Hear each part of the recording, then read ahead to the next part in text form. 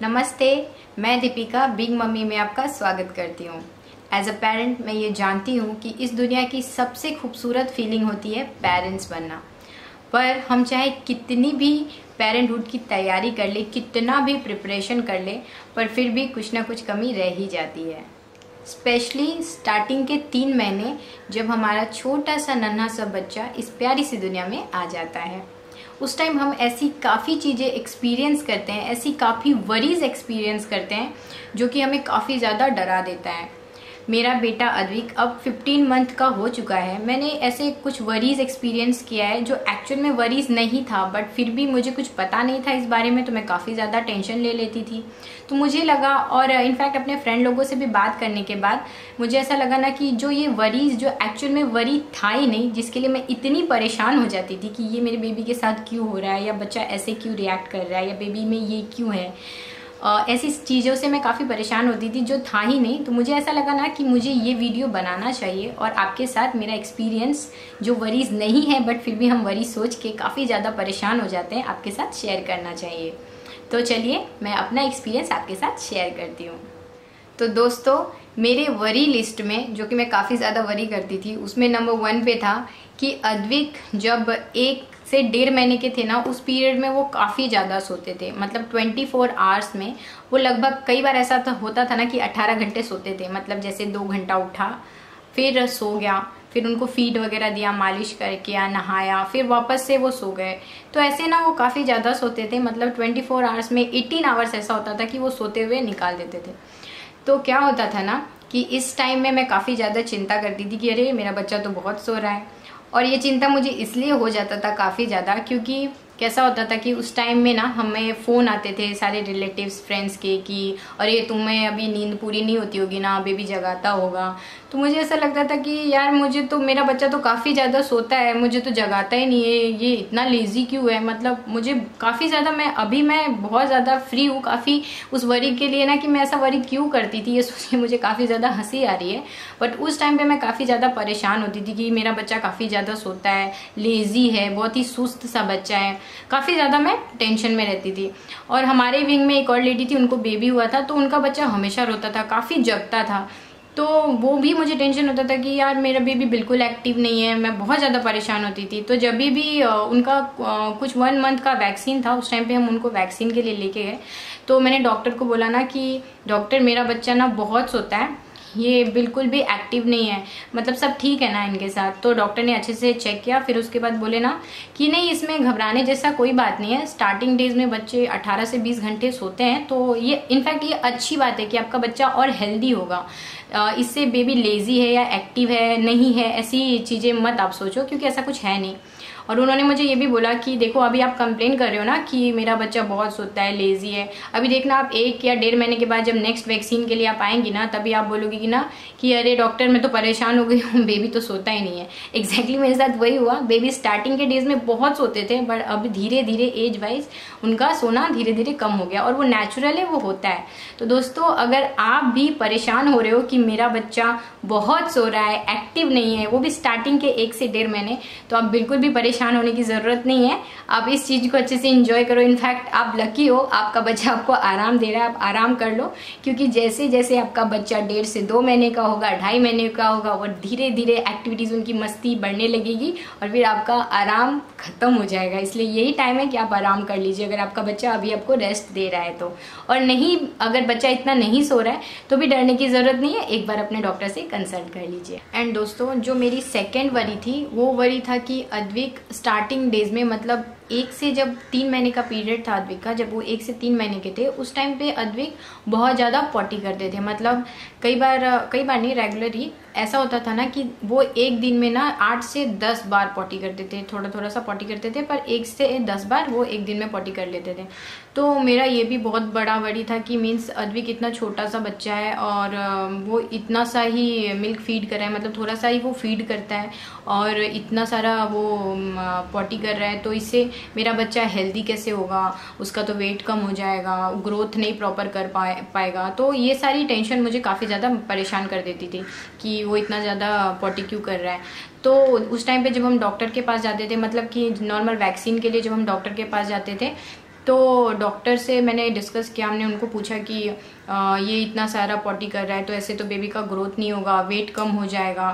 तो डॉक्टर ने बोला कि नहीं, इसमें डरने जैसा कुछ भी नहीं है, इनफैक्ट ये अच्छे हेल्थ की निशानी है, उसका डाइजेशन सिस्टम स्ट्रांग हो रहा है इसलिए वो इतना सारा पॉटी कर रहा है, तो इसमें डरिए मत। इनफैक्ट ऐसा भी कभी हो अगर आपके साथ तो भी मत डरो कि 10 दिन हो गए और उन्होंने सिर्फ एक बार पॉटी किया है, तो डरने की बात नहीं है। अगर वो 10 दिन में एक बार पॉटी करता है तो भी डरने की बात नहीं होती है, और अगर एक दिन में 10 बार पॉटी कर रहा है तो भी डरने की कोई बात नहीं है, इससे कुछ भी फर्क नहीं पड़ता है बच्चों को।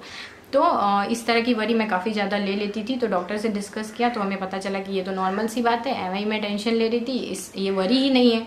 तो ये मेरा सेकेंड वरी था। एंड दोस्तों, जो मेरा थर्ड वरी था वो ये वरी था कि स्टार्टिंग के डेज में, यानी कि जब अद्विक 1 मंथ के थे, 1 से 3 मंथ का जो एज पीरियड था, उस टाइम पे अद्विक काफ़ी ज़्यादा पी करते थे। वो इतना ज़्यादा पी करते थे कि जो हम उनको स्टार्टिंग में डायपर, स्टार्टिंग नहीं, मैंने डे 1 से अद्विक को डायपर ही पहनाया, पर उस टाइम पे अद्विक इतना ज़्यादा पी करते थे कि जो डायपर हमें 2.5 से 3 घंटे में चेंज करना चाहिए, उस टाइम पर मुझे 1.5 से 2 घंटे में उनका डायपर चेंज करना पड़ता था। तो मुझे ऐसा लगता था कि अद्विक तो इतने छोटे से बच्चे हैं, इतना सा फीड कर रहे हैं, और इतना सा फीड करने के बाद वो इतना ज़्यादा पॉटी कर रहे हैं, इतना ज़्यादा पी कर रहे हैं, तो वो तो बिल्कुल कमज़ोर हो जाएंगे, उनका डेवलप कैसे अच्छे से होगा। तो मतलब इतना ज़्यादा पी कर रहे हैं ना, ये सोच सोच के मुझे टेंशन होता था। जितने बार भी मैं उनका डायपर चेंज करती थी मुझे ऐसा लगता था कि अरे मेरा बच्चा बहुत वीक हो रहा है, जबकि ऐसा कुछ भी नहीं था, पर मैं काफ़ी ज़्यादा परेशान हो जाती थी। तो जब हम वैक्सीन के टाइम पे गए तो मैंने उनसे ये भी पूछा कि डॉक्टर, ये इतना ज़्यादा पी कर रहे हैं तो क्यों ऐसा कर रहे हैं, सिर्फ फीड ही कराती हूँ मैं तो भी इतना पी कर रहे हैं, इतना सारा पॉटी कर रहे हैं, मतलब इनके डेवलपमेंट में कुछ प्रॉब्लम तो नहीं आएगा। तो डॉक्टर ने बोला कि नहीं, ये बिल्कुल भी घबराने की बात नहीं है, इनफैक्ट जितना आपका बेबी पी कर रहा है ना वो उतने उनके हेल्थ के लिए अच्छा होता है, मीन्स कि उनका जो इम्यूनिटी है वो बहुत अच्छा हो रहा है, इसलिए वो जो फीड कर रहे हैं वो पी के थ्रू निकाल दे रहे हैं, और जो उनकी बॉडी के लिए अच्छा होता है, मतलब जो एनर्जी चाहिए उनको आपके मिल्क से, वो ऑलरेडी वो ले लेते हैं, और जो एक्स्ट्रा पार्ट होता है जो नहीं चाहिए उनकी बॉडी को, वो पी और पॉटी में निकाल दे रहे हैं। तो ये बिल्कुल भी घबराने की बात नहीं है। तो डॉक्टर से डिस्कस किया तो हमें पता चला कि अच्छा, तो डरने की बात ही नहीं है, हम तो यहीं डर रहे थे। तो इस तरह से मेरा ये पी वाला वरी भी खत्म हो गया। बट गाइज, जब ये पी का वरी, जब मैंने डॉक्टर से बात नहीं की थी और मैंने किसी के साथ डिस्कस भी नहीं किया था, तो हम इतने परेशान हो जाते थे। मैं हर बार डायपर जब चेंज करती थी तो मुझे काफ़ी ज़्यादा टेंशन होता था कि मेरा बच्चा वीक हो जाएगा, काफ़ी ज़्यादा परेशान हो जाती थी। एंड जो नंबर 4 का वरी था वो था बेबी का वॉमिटिंग करना। अद्विक के साथ ऐसा हुआ था, और आई थिंक आपका बेबी अगर इस टाइम पे छोटा है तो आप भी ये चीज़ें फील कर पा रही होंगी कि मैं क्या बोल रही हूँ, और अगर आपके बेबी बड़े हो चुके हैं तो आप भी इस चीज़ को ज़रूर समझ रही होंगी कि मैं क्या बोलने की कोशिश कर रही हूँ। जी, आप समझ रही हैं। वो था कि अद्विक का वॉमिटिंग करना। अभी छोटे बच्चे जब होते हैं ना तो उस टाइम पे वो जब फीड करते हैं तो कई बार ऐसा होता है कि जो ओवर मिल्क होता है ना वो निकाल देते हैं, जिसकी उन्हें ज़रूरत नहीं होती है। एक बार ऐसा हुआ ना कि अद्विक को मैंने दूध पिलाया, फिर दूध पीने के बाद जब मैं उनको डिकार के लिए ऐसे बस ली ही थी कि उन्होंने ना उनका पूरा मिल्क निकाल दिया, मतलब वोमिट कर दिया, और पूरा मिल्क ऐसे फ्लोर पे था और मेरे कपड़ों पे भी लग गया था। तो ऐसा मैंने फर्स्ट टाइम देखा था कि बाबू पूरा दूध निकाल रहा है। तो और फिर थोड़ा सा रुका, फिर वापस से उन्होंने दूध निकाल दिया। तो हम बहुत डर गए थे, मेरे हस्बैंड भी बहुत डर गए। हम लोग ने फटाफट से हॉस्पिटल गए, डॉक्टर के पास गए, फिर डॉक्टर से बाबू को चेक करवाया। तो जब डॉक्टर ने बच्चे को अच्छे से एग्जामिन किया, मतलब अद्विक को अच्छे से चेक किया, उसके बाद डॉक्टर ने हमें पूछा कि कितने बार इन्होंने वॉमिटिंग किया है। तो फिर मैंने बोला कि अभी एक बार इन्होंने वॉमिटिंग किया और जितना दूध पिया था सारा का सारा दूध इन्होंने निकाल दिया, पूरे फ्लोर पे दूध हो गया था। तो डॉक्टर ने मुझे पूछा कि वो दूध कैसा था, तो मैंने बोला कि वो हल्का सा दूध फट जाता है, तो जो पतला वाला पार्ट रहता है वैसा था, और उसमें छोटे छोटे से दूध के पार्ट्स थे। तो उन्होंने मुझे बोला कि ऐसा एक बार ही किया है ना, तो मैंने बोला हाँ। तो फिर डॉक्टर ने अच्छे से एग्जाम किया ही था। फिर उसके बाद उन्होंने हमें बताया कि अगर ऐसा वॉमिटिंग कर रहा है ना बच्चा, 5 से 6 बार भी अगर पूरे दिन में कर देता है तो आप बिल्कुल मत डरो, क्योंकि ये बहुत ही नॉर्मल सा है, छोटे बच्चे ऐसा करते हैं, तो ये नॉर्मल सी बात है। तो जितने स्पीड में हम डॉक्टर के पास गए थे उतनी स्पीड में डॉक्टर ने हमें वापस भेज दिया कि बेबी एकदम नॉर्मल है।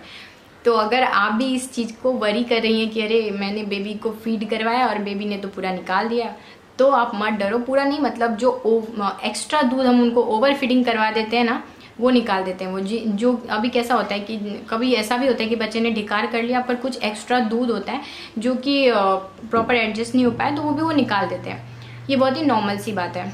तो अगर आप भी इस चीज़ को फेस कर रही हैं कि बेबी ने वॉमिटिंग कर दिया, 5 से 6 बार वो दिन में वॉमिट कर रहे हैं, तो आप बिल्कुल मत डरिए, क्योंकि ये बहुत ही नॉर्मल सी बात है, ऐसा बच्चा करते हैं। और नहीं, अगर बच्चा बहुत ज़्यादा वॉमिटिंग, अगर बेबी आपका बहुत ज़्यादा वॉमिटिंग कर रहा है तो आप फिर डॉक्टर से कंसल्ट कर सकती हैं। तो दोस्तों, ये वॉमिटिंग वाला भी एक मेरा वरी था जिसकी वजह से हम इतने परेशान हो गए थे, तभी के तभी हम हॉस्पिटल चले गए कि बच्चा वॉमिटिंग कर रहा है। तो ये भी मेरा एक बहुत बड़ा वरी था, जो मैं अभी जब मैं आपके साथ ये चीज़ें शेयर कर रही हूँ तो मुझे ऐसा लग रहा है कि इनफैक्ट जब मैं ये सोच रही थी कि मुझे ये वीडियो आपके साथ शेयर करना चाहिए, तो उस टाइम पे मुझे ये वरीज जब मैं याद करी थी ना, अच्छा बाबू ने ऐसा किया था, अरे इतना टेंशन हो गया था।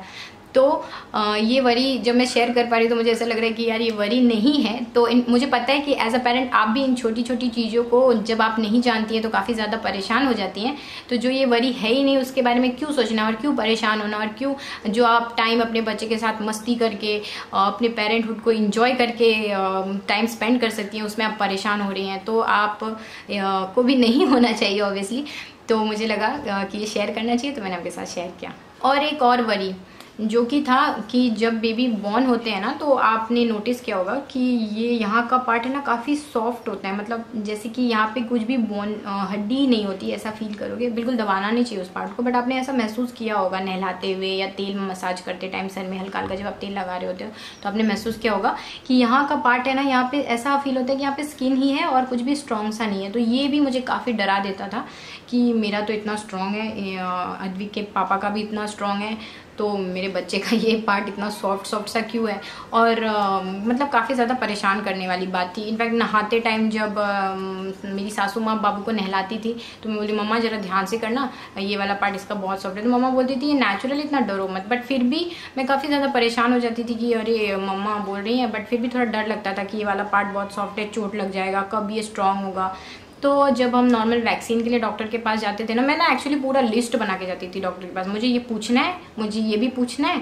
तो जब हम डॉक्टर के पास जाते थे तो डॉक्टर के पास हम गए तो डॉक्टर को मैं ऐसे लिटरली टच करवा के पूछती थी कि डॉक्टर ये वाला पार्ट है ना बहुत सॉफ्ट है बाबू का, कभी ये अच्छा बन जाएगा इनका स्कल।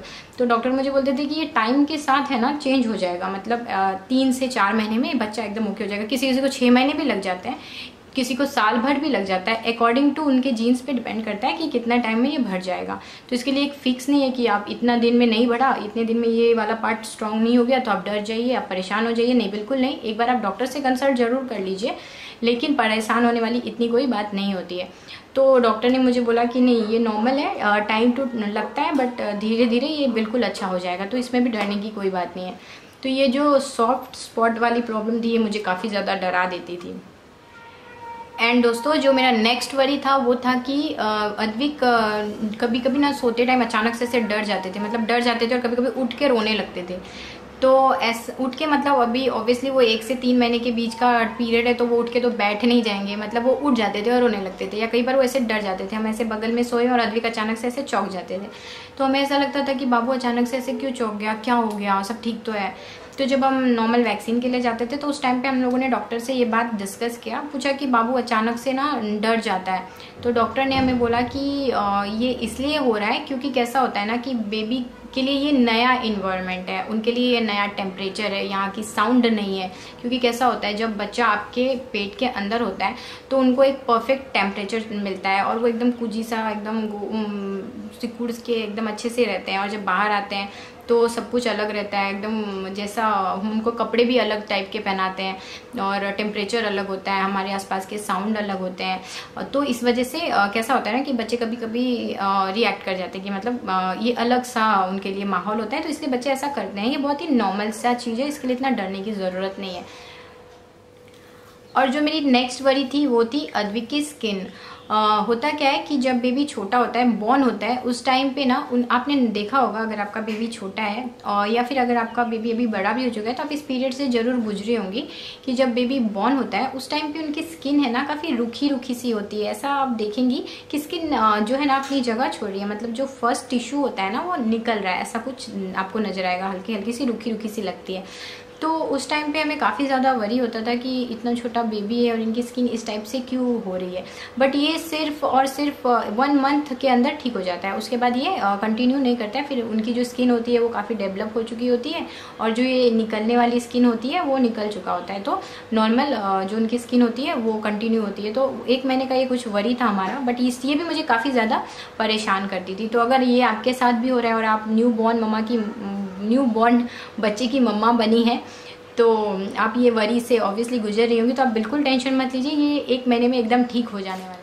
तो दोस्तों ये मेरे वरीज थे जो मैंने अद्विक के टाइम में 1 to 3 मंथ में एक्सपीरियंस किया था। आई नो अगर आपका बेबी अभी न्यू बॉर्न है तो आप भी इन चीज़ों को फेस कर रही होंगी, और अगर आपका भी वरी मेरी तरह सेम है तो इतना वरी मत कीजिए, क्योंकि ये बहुत ही नेचुरल सी चीज़ें हैं। बच्चा न्यू इन्वायरमेंट में आता है, उनको एडजस्ट करने के लिए थोड़ा सा टाइम लगता है। छोटा बच्चा है, छोटा सा टाइम लेगा, फिर एकदम ओके हो जाएगा। पर हाँ, एक और चीज़ मैं बोलूँगी कि दोस्तों अगर आपको ऐसा लग रहा है कि बेबी के साथ कुछ सीरियस हो रहा है, यानी कि बेबी वॉमिटिंग ज़्यादा कर दे रहा है, या पी की क्वांटिटी भी बहुत ज़्यादा हो रही है, या बहुत ज़्यादा उनको पॉटी आ रहा है, या ऐसी कुछ वरीज है जो ज़्यादा हो रहा है, तो आप बिल्कुल भी रिस्क मत लीजिए। आप तभी के तभी डॉक्टर से कंसल्ट कीजिए, क्योंकि दोस्तों ये तो मेरा एक्सपीरियंस था, अद्विक के साथ का एक्सपीरियंस था। हर बच्चा डिफरेंट होता है, उनके साथ की एक्सपीरियंसेस भी डिफरेंट होती है। तो ज़रूरी नहीं है कि जो मेरे साथ हुआ वही चीज़ आपके साथ भी हो, या हो सकता है कुछ सीरियस इशू भी हो सकता है, या फिर हो सकता है कि ना हो, लेकिन फिर भी एक बार आप डॉक्टर से ज़रूर कंसल्ट कर लीजिएगा। आई होप कि आपके लिए ये वीडियो काफ़ी हेल्पफुल रही होगी, इससे आपको काफ़ी मदद मिलेगी। अगर हाँ तो वीडियो में लाइक का बटन ज़रूर दबाइएगा, मेरे चैनल को भी सब्सक्राइब कीजिएगा, और इस वीडियो को जो न्यू पेरेंट्स बनने वाले हैं उनके साथ शेयर कीजिएगा, और भी मम्मा तक इस वीडियो को पहुंचाइएगा ताकि उनकी भी हेल्प हो पाए।